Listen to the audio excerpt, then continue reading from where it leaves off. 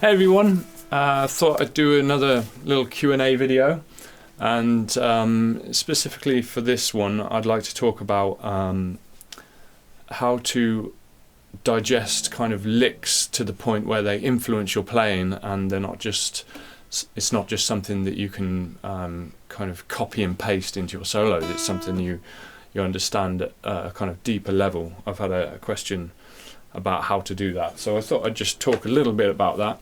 I think I may have touched on this topic in a previous Q&A, but it can't harm to talk about it again.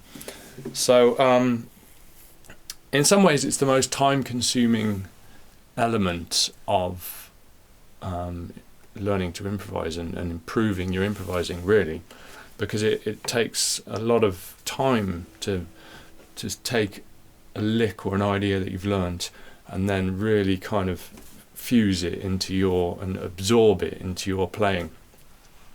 And there's a number of ways you can go about doing that. The way I like to do it is I like to break things down right into very, very small ideas. And sometimes, a 2-bar lick is too long. I break things right down into very small chunks, so it's almost like a jigsaw puzzle. So a longer phrase will be a jigsaw puzzle of different ideas. I remember years and years ago when I was first getting into jazz improvising, and I thought that if I just started learning solos, I would absorb the stuff into my playing, and when I improvised, it would just suddenly start sounding like the musicians that I was transcribing. And it wasn't the case. I learnt Django solos, a bunch of different Django Reinhardt solos, start to finish, and I was learning Wes Montgomery solos. And I remember one particular time when I had the kind of realization that I was not really going about this the right way, and that was with Wes Montgomery's solo on D natural blues. And I'd started learning that just start to finish. And I hadn't got all the way through it, but I'd got a fair way into the solo.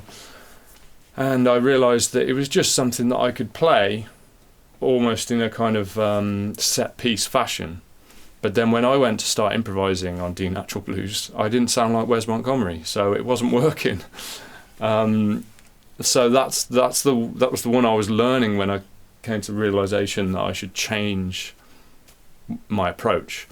And that's when I started focusing on much smaller elements, and I started breaking his solo down. It was this actually, I continued working on that solo, but I went back and I just picked out like a 2-5-1 phrase or one little lick that he played on D7, and that had a much better effect on my playing, and I started to absorb his playing or some of his ideas. Now, I don't sound like Wes Montgomery when I play, really, but I've learnt a lot off his recordings, and I've kind of absorbed them into my playing and mixed them with the other players that I've been learning from, and you end up creating your own identity from all these ideas that you absorb.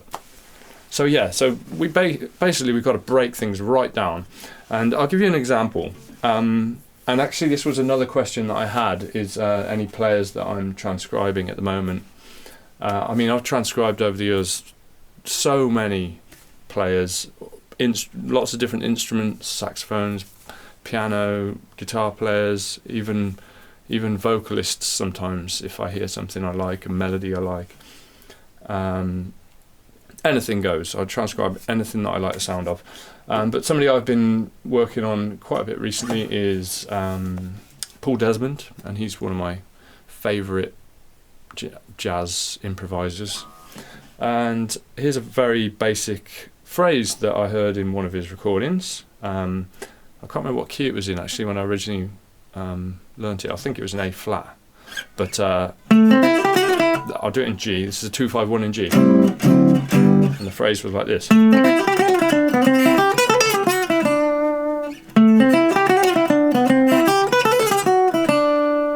And it's a very kind of, it outlines the changes very, very well. It's quite diatonic, really. There's no kind of chromaticism really.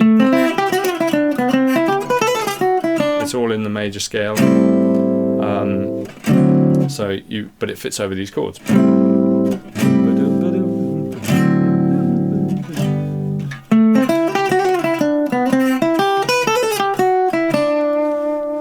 And so, even with that phrase, that's a 2-5-1. Now, the first thing I would usually do is I'd move it into a different position on the fingerboard, into different keys and things like that. So I might say, right, I quite often play 2-5-1s around that kind of position. Where else would I play a 2-5-1? And I might go.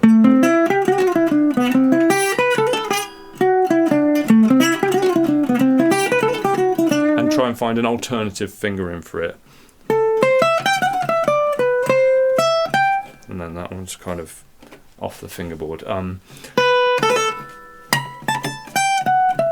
mean, it's not likely that I'm going to play it there, but here definitely.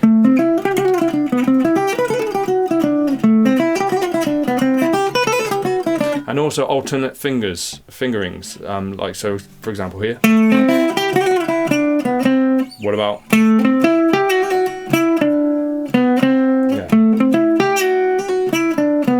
That's a bit awkward because of the way the kind of this kind of trill slur bit there. It's a bit trickier there, so I wouldn't necessarily play it in exactly the same fashion there, but I could play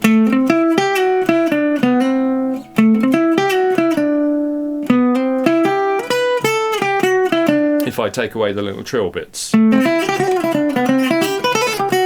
So how about we break it down to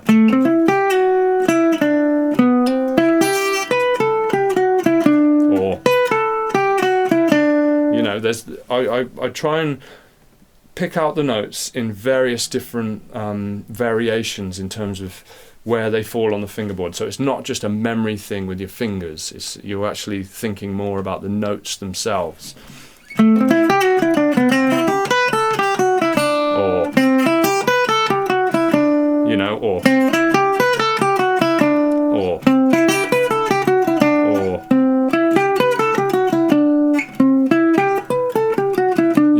This and I'll break it down into, and even with this lick here I might break that into 2 halves.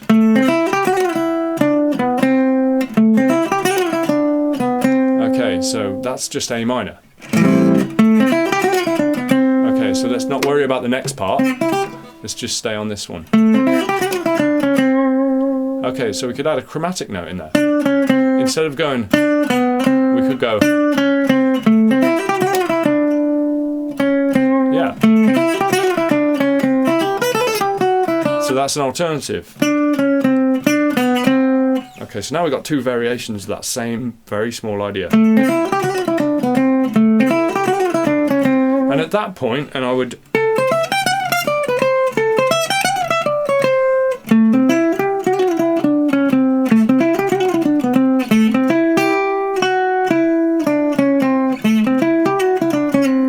I'd come up with different variations. And some of these I'm not likely to play in the spur of the moment, really, but it's more that you're just mapping it out. You're taking this idea and you're expanding on it. You're not just learning it in a memorized finger pick kind of technical fashion. You're learning it you're learning how it applies to everywhere on the fingerboard. Another thing I would do is move keys as well, straight out of the key that you're in. I often practice things going up in kind of semitones or up in tones and stuff like that. I've got no real particular strict routine with it. I just kind of just play around with it basically. The other thing is in different tempos as well. So this is, so I'm just taking the start of the opening phrase, the A minor bit.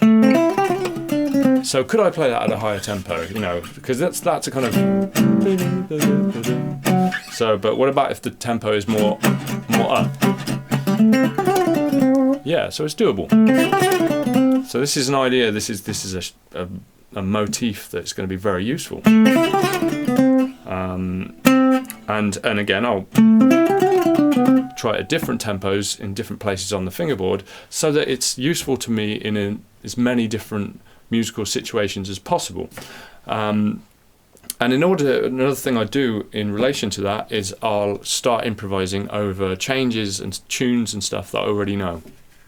So, for example, I'd put on my metronome or backing track or whatever, and I might say, okay, that's A minor. So this is a 2-5-1, obviously in G, but that bit is just over an A minor. You know, it's just an A minor with a 7 and a 6. So let's take, you know, minor swing.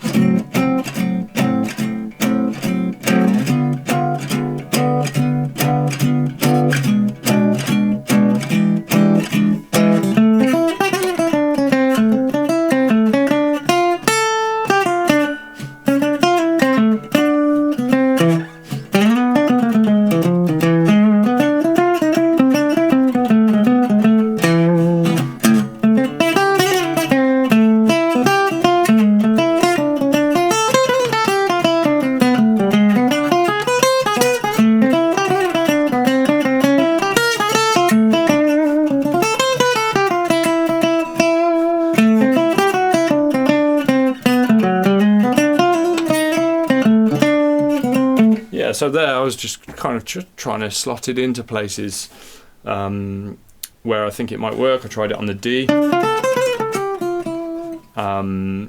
although actually was that technically what the line is by.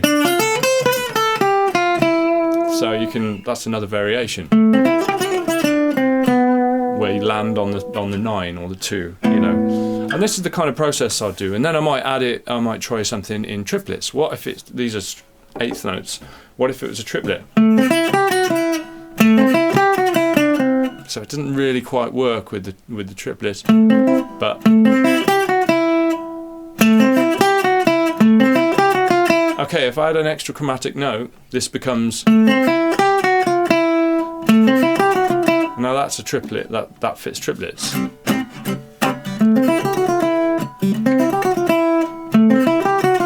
And while I'm doing this, I'm also thinking, how am I picking this? Downs and upstroke, downstroke, like that, or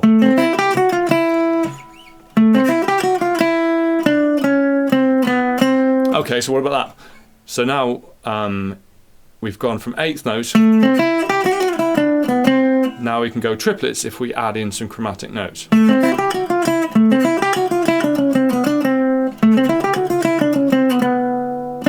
Something like that. I'm just kind of riffing around here, messing around, just trying to expand on it. Feels a bit awkward on the picking to me, that. I mean, it's not something. It feels better doing it that way.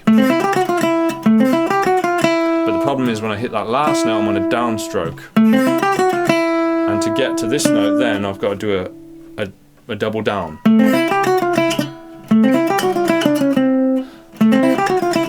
Which is obviously fine up to a certain tempo. So that means, that says to me, like, if I'm going to play this as a triplet, if I'm going to do it in that way, there's going to be a limit with what tempo I can play this at. So if I want to play at a very high tempo, I'd put a kind of a slide in, and then I can play it faster with triplets.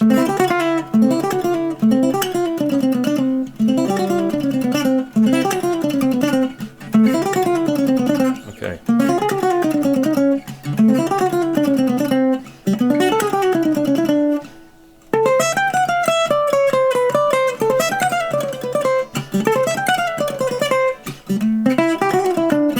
Yeah, so I've taken this very simple idea and I'm just expanding on it. I'm adding things. I'm sitting around and playing with it like it's a piece of putty.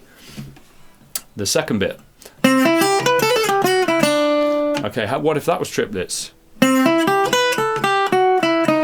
So if I add in a chromatic note there, I can fit it in with a triplet.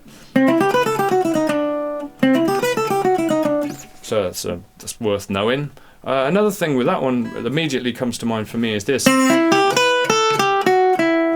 It's a bit kind of stretchy, and that's fine, but sometimes I prefer things that are, if I can find an easier way of playing things, very often I will, because it means that I'll have a higher ceiling in terms of the kind of speed I might be able to play that. So what about this?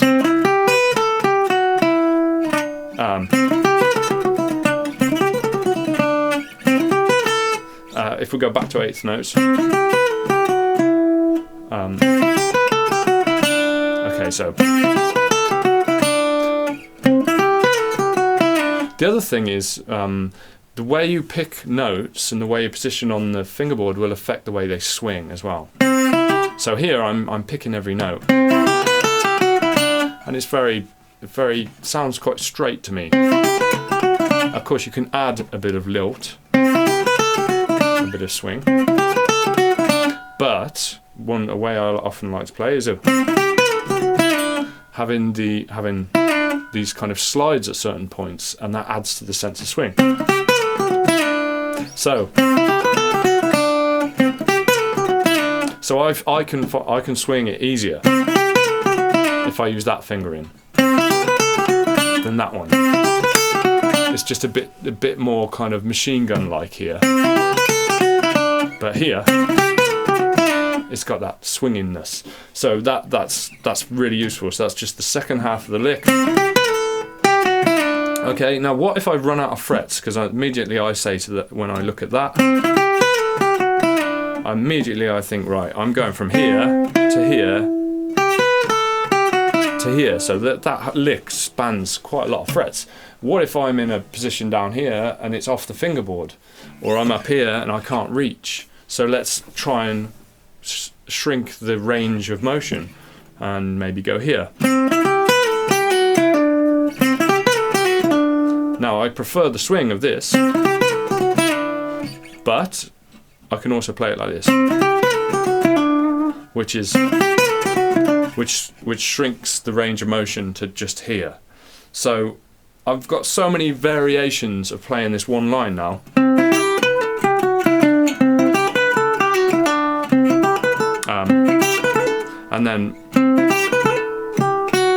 And of course we weren't doing that. You've got the little trill there, which I think is in the original. But I'm already kind of, I've kind of forgotten about that trill almost, and I've adapted it into the way I'm more likely to play it, you know. And so that's how I do it. And I add to it, and I take things away and put things in, and I practice along with tunes and chord sequences that I'm already familiar with, and then I try and incorporate the idea into how I'm playing, and then the next step is you're on a gig or you're recording something, and then it comes out and the idea comes out, and that's basically how I do it. It's a long process, and of course we're just talking a very short phrase here, and I could sit here all day just messing around with that one little phrase, you know, and then I might spend tomorrow going back over it again, you know, and so that's basically how it works. At least that's how I do it. So yeah, hopefully that helps a little bit and kind of demonstrates some of the processes that I go through with it all. So I hope that helps, and I think I'll leave the video there. I was going to put in another couple of questions, but I think we've already spoken about that for about 20 minutes, so that's all right for this video. So yeah, see you in the next one. Cheers.